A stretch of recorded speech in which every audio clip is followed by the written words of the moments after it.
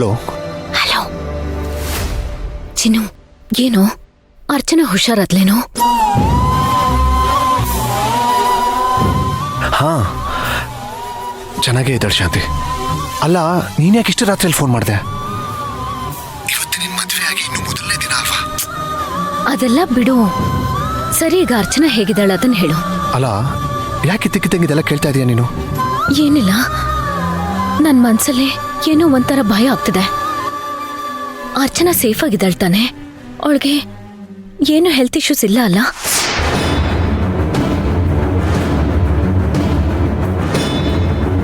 ಚಿನ್ನು, ನಿನ್ನೆ ಕೇಳ್ತಿರೋದು ಹೇಳು. ಇಲ್ಲ ಶಾಂತಿ,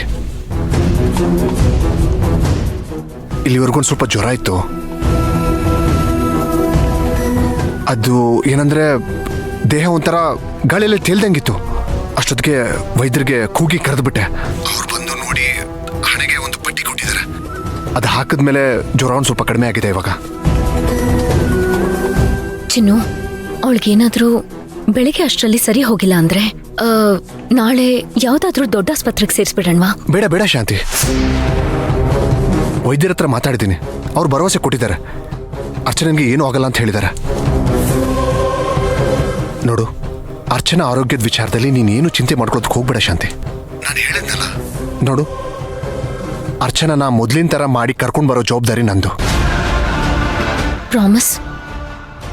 ಸತ್ಯವಾಗ್ಲೂ ಶಾಂತಿ, ಅದು ನನ್ನ ಜವಾಬ್ದಾರಿ. ನೋಡು, ನೀನು ಮೊದಲು ಆ ಚಿಂತೆನ ಬಿಡು. ನೀನು ಹಾಯಾಗಿರು. ನೋಡು, ಮನೇಲಿ ನಡೆಯೋ ಶಾಸ್ತ್ರಗಳ ಬಗ್ಗೆ ಗಮನ ಕೊಡು. ಅರ್ಚನಾ ಬಗ್ಗೆ ನೀನೇನು ಚಿಂತೆ ಮಾಡಬೇಡ. ಸರಿ ಚಿನ್ನು, ನನ್ನ ಮನಸ್ಸಿಗೆ ಸಮಾಧಾನನೇ ಇರಲಿಲ್ಲ. ಇವಾಗ ನೀನು ಹೇಳಿದ್ಮೇಲೆ ಸ್ವಲ್ಪ ಸಮಾಧಾನ ಆಯ್ತು. ಸರಿ ಸರಿ, ನಾನು ಫೋನ್ ಕಟ್ ಮಾಡ್ತೀನಿ. ಬಾಯ್.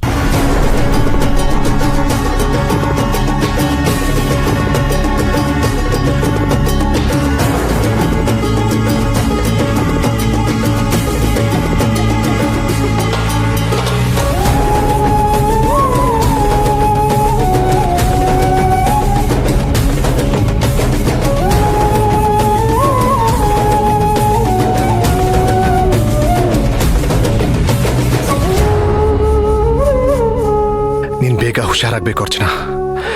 ನೀನು ಎಷ್ಟು ಬೇಗ ಹುಷಾರಾಗ್ತೀಯೋ ಅಷ್ಟು ಬೇಗ ನನ್ನ ಮನಸ್ಸಿನ ಭಾರ ಇಳಿದೋಗುತ್ತೆ. ನನ್ನ ಚಿಂತೆನೂ ದೂರ ಆಗುತ್ತೆ.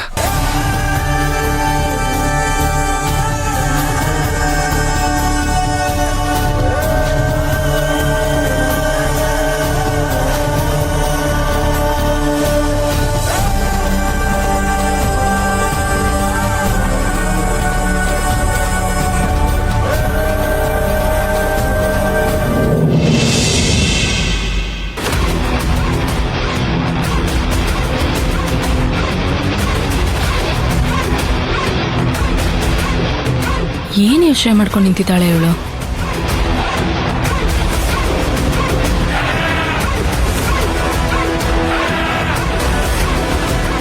ಮಂತ್ರ, ಬಾ ತಿಂಡಿ ಮಾಡೋಣ. ತಿಂಡಿ ಎಲ್ಲ ಏನೂ ಬೇಡ. ನಾನು ಈ ಥರ ಜೀವನನ ಜೈಲಲ್ಲೂ ಅನುಭವಿಸಿಲ್ಲ.